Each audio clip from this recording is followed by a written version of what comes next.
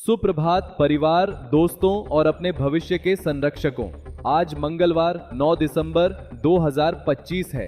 अगर कल हमने सप्ताह की शुरुआत घाटे और निजी अवसरों की बात करते हुए की थी, तो आज मंगलवार को हम संरचना स्ट्रक्चर के बारे में बात करेंगे। आपके वेतन की संरचना बदलने वाली है। देश के बुनियादी ढांचे इंफ्रास्ट्रक्चर को आपके पैसे से वित्त पोषित किया जा रहा है और एक ऐतिहासिक विश्वविद्यालय का ढांचा डगमगा रहा है। आज मेरे पास 3 कहानियां हैं जो 3 महत्वपूर्ण सवालों का जवाब देती हैं। कल आपकी कितनी कटौती होगी? सरकार ने संसद में स्वीकार किया है कि ईपीएफ के लिए 15,000 रुपए की सीमा पुराना इतिहास है। इसे बढ़ाकर 25,000 या 30,000 करने की बात हो रही है। मैं आपको समझाऊंगा कि कैसे यह 1 करोड़ लोगों को सिस्टम में लाएगा, लेकिन आज आपकी जेब से नकदी निकाल लेगा। आपका एनपीएस का पैसा कहां है? ये खुलासा हुआ है कि आपकी पेंशन के 2.48 ट्रिलियन लाख करोड़ रुपये सड़कों, पुलों और ऊर्जा में लगे हैं। क्या सरकार द्वारा देश के निर्माण के लिए आपकी बचत का उपयोग करना सुरक्षित है? क्या शिक्षकों को वेतन मिलेगा? पश्चिम बंगाल में जादवपुर विश्वविद्यालय में डर का माहौल है। फंड खत्म हो रहे हैं और नौकरशाही ने अक्टूबर और नवंबर की पेंशन के बिना उन लोगों को छोड़ने की धमकी दी है जिन्होंने पीढ़ियों को शिक्षित किया। एक पल निकालें, आप जो कर रहे हैं उसे छोड़ दें और ध्यान दें, क्योंकि ये खबरें सीधे आपके बटुए को छूती हैं। मैं अरिकेश वेराक हूं और ये वो बातें हैं जो आपको जाननी चाहिए। हम उस खबर के साथ शुरुआत करते हैं जो भारतीय मध्यम वर्ग के पैरोल को फिर से परिभाषित करने जा रही है। कुछ घंटे पहले प्रकाशित द फाइनेंशियल एक्सप्रेस की रिपोर्टों के अनुसार कर्मचारी भविष्य निधि ईपीएफ की वेतन सीमा पर बहस संसद में जोर शोर से पहुंच गई है। वर्तमान स्थिति: आज यदि आप किसी नौकरी में शामिल होने पर 15,000 रुपए से अधिक का मूल वेतन बेसिक सैलरी कमाते हैं, तो आपका बॉस आपको ईपीएफ देने के लिए बाध्य नहीं है। अगर वह चाहे तो ऐसा कर सकता है, लेकिन यह कानून नहीं है। सरकार ने संसद में स्पष्ट किया है कि वर्तमान कानूनी बाध्यता वहीं रुक जाती है, 15,000 रुपए पर। समस्या: 2025 में 15,000 रुपये कोई उच्च वेतन नहीं है।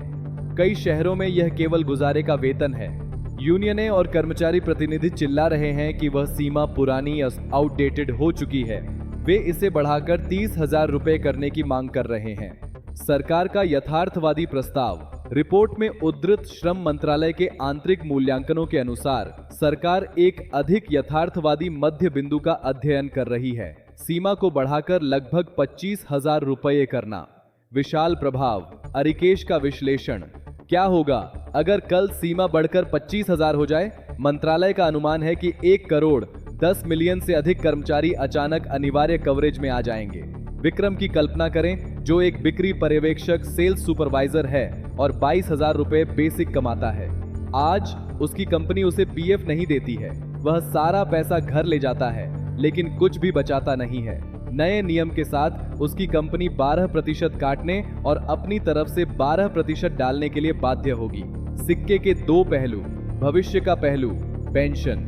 सिस्टम में प्रवेश करने पर नियोक्ता के योगदान का एक हिस्सा 8.33% सीधे ईपीएस पेंशन योजना में जाता है।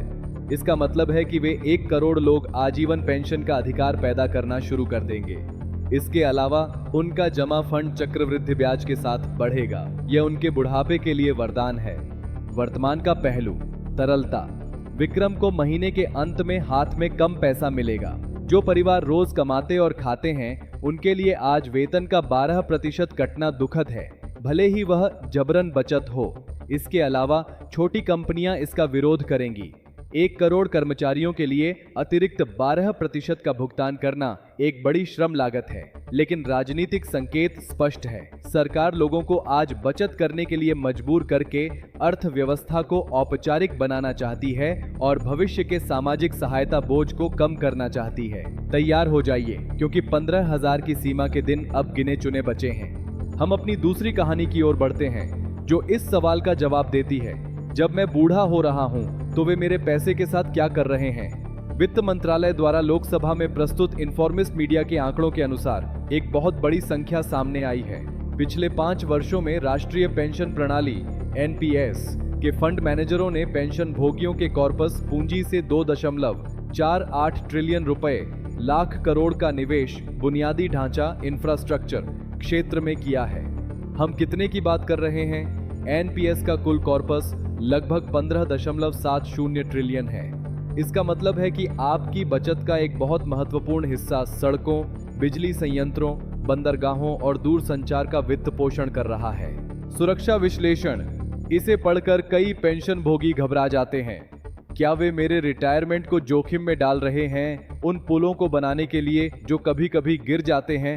यह एक वाजिब सवाल है, लेकिन यहीं पर प्रत्ययी जिम्मेदारी, फिडियरी रिस्पॉन्सिबिलिटी की अवधारणा आती है। लेख इस बात पर प्रकाश डालता है कि फंड मैनेजरों का कानूनी दायित्व है कि वे रिटर्न को अधिकतम करें और जोखिम को कम करें। शुद्ध शेयर बाजार के विपरीत, जो हिंसक रूप से ऊपर और नीचे जाता है, इंफ्रास्ट्रक्चर में निवेश करना आमतौर पर अपेक्षाकृत सुरक्षित और स्थिर लंबी अवधि का दांव माना जाता है। बुनियादी ढांचा परियोजनाएं आमतौर पर 20 या 30 वर्षों टोल बिजली दरों के लिए निरंतर रिटर्न देती हैं, जो पेंशन फंड के क्षितिज हॉरिजन के साथ पूरी तरह से मेल खाता है। राजनीतिक पठन, सरकार देश के विकास को वित्त पोषित करने के लिए नागरिकों के दीर्घकालिक धन का उपयोग कर रही है। यदि सही तरीके से किया जाए तो यह एक अच्छा चक्र है। आप सड़क बनाने के लिए अपना पैसा उधार देते हैं, सड़क अर्थव्यवस्था पैदा करती है और आपको अपने बुढ़ापे के लिए ब्याज के साथ अपना पैसा वापस मिलता है। हालांकि आपके विश्लेषक के रूप में मेरी सलाह है, रिटर्न पर नजर रखें। यदि इंफ्रास्ट्रक्चर क्षेत्र को नुकसान होता है, देरी या नियामक समस्याओं के कारण, तो आपके फंड कम रिटर्न दे सकते हैं। इसीलिए यह महत्वपूर्ण है कि आप विविधता लाने के लिए कल की खबर, नए निवेश विकल्प का लाभ उठाएं। अपने सारे अंडे एक ही टोकरी में न रखें, भले ही वह टोकरी कंक्रीट और स्टील की हो। और हम आज के कार्यक्रम को पूर्व की यात्रा करके समाप्त करते हैं, पश्चिम बंगाल में, जहां देश के सबसे प्रतिष्ठित संस्थानों में से एक जादवपुर विश्वविद्यालय में एक मानवीय और प्रशासनिक संकट पनप रहा है। हिंदुस्तान टाइम्स और करियर्स 360 की रिपोर्टों के अनुसार जादवपुर विश्वविद्यालय शिक्षक संघ झूठा ने रेड अलर्ट की चेतावनी जारी की है। उन्हें डर है कि हजारों सेवानिवृत्त प्रोफेसरों और गैर शिक्षण कर्मचारियों को अक्टूबर और नवंबर की पेंशन नहीं मिलेगी और सक्रिय कर्मचारियों को नवंबर का वेतन नहीं मिलेगा। ऐसा क्यों हो रहा है? यह दो कारकों का एक आदर्श तूफान है। फंड की कमी, वे आरोप लगाते हैं कि विश्वविद्यालय का खजाना लगभग खाली है। पिछले महीनों का भुगतान करने के लिए अपने फंड का उपयोग किया गया है और अब कोई तरलता, लिक्विडिटी नहीं बची है। नौकरशाही बदलाव, असली खलनायक यहाँ है। राज्य सरकार ने प्रक्रिया बदल दी है। पहले विश्वविद्यालय पेंशन को मंजूरी देता था और भुगतान करता था। अब उन्होंने उस अधिकार को राज्य के पेंशन, भविष्य निधि और समूह बीमा निदेशालय को स्थानांतरित कर दिया है। मानवीय प्रभाव, इस प्रशासनिक परिवर्तन ने एक अड़चन, बॉटनेक पैदा कर दी है। फाइलें एक कार्यालय से दूसरे कार्यालय जाती हैं और जब कागज यात्रा करते हैं तो पेंशन भोगी खाना नहीं खाते हैं। झूठ संघ का आरोप है कि यह केंद्रीकरण अनावश्यक नौकरशाही देरी पैदा करता है। हालांकि एक सरकारी अधिकारी ने इस बात से इनकार किया है कि भुगतान में देरी करने का कोई इरादा है। वास्तविकता यह है कि पैसा खातों में नहीं है। अरिकेश का विश्लेषण यह हमें याद दिलाता है कि हमने कुछ दिन पहले राजस्थान और स्वायत्त संस्थानों के बारे में क्या बात की थी। जादवपुर विश्वविद्यालय एक शैक्षणिक गौरव है, लेकिन आर्थिक रूप से यह कमजोर है। जब राज्य भुगतान का केंद्रीकरण करता है तो वह विश्वविद्यालय से स्वायत्तता छीन लेता है, लेकिन सिद्धांत रूप में उसे धन की गारंटी देनी चाहिए। यहाँ ऐसा लगता है कि हमारे पास दोनों दुनियाओं का सबसे बुरा हिस्सा है, स्वायत्तता की हानि और धन की कमी। प्रोफेसरों ने धमकी दी है कि अगर पैसा तुरंत जारी नहीं किया गया तो वे विरोध प्रदर्शन करेंगे।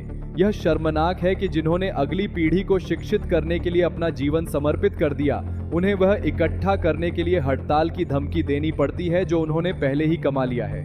यहाँ से जादवपुर के साथ हमारी एकजुटता। हम इस पर नजर रखेंगे कि क्या पश्चिम बंगाल सरकार इस सप्ताह फंड जारी करती है। दोस्तों, यह मंगलवार 9 दिसंबर हमें एक स्पष्ट सबक देता है। संरचनाएं मायने रखती हैं। ईपीएफ संरचना यदि सीमा 25,000 तक बढ़ जाती है तो औपचारिक श्रमिक वर्ग की संरचना में 1 करोड़ लोग बढ़ जाएंगे। अधिक योगदान देने के लिए तैयार रहें। एनपीएस संरचना, आपका पैसा भारत के बुनियादी ढांचे में सीमेंट की तरह लगा है।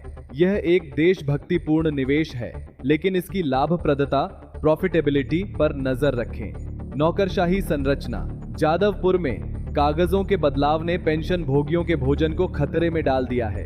नौकरशाही को लोगों की सेवा करनी चाहिए, न कि इसके विपरीत।